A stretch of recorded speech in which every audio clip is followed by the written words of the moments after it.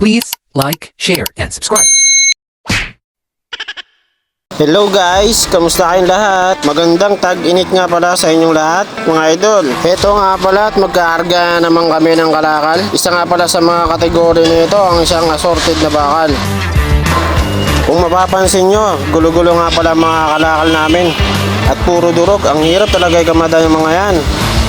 Nakikita nyo naman, pinakamada namin, meron tapalodo at merong bakal na solid. Ayan ay assorted. Ayan, pinapabidyo ko nga po pala kay Ryan Buang. Pagpasensya nyo na po ang aking voice cover dahil medyo maingay. Dahil nandito nga pala ako nag-edit sa deliveran. Mahirap naman kasi kung kinabukasan ko pa i-upload to.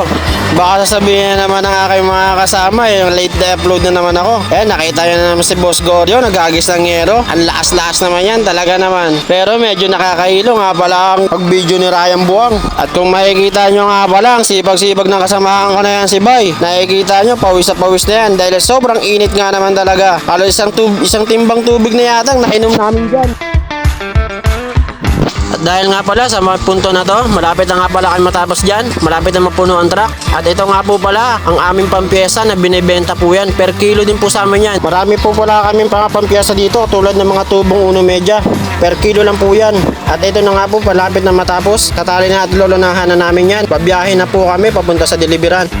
At ito na nga po pala at nakaalis na kami. Bumabiyahe na kami patungo sa aming dideliveran. Grabe at sobrang init nga pala ngayon. Talagang summer na summer na. Kitang-kita nyo naman po kung gaano katirik ang araw. Talaga naman ang init-init niyan. At ito, dumaan nga po pala kami sa Island Park. Kitang-kita nyo naman, napakaaliwalas at sobrang napakalilim.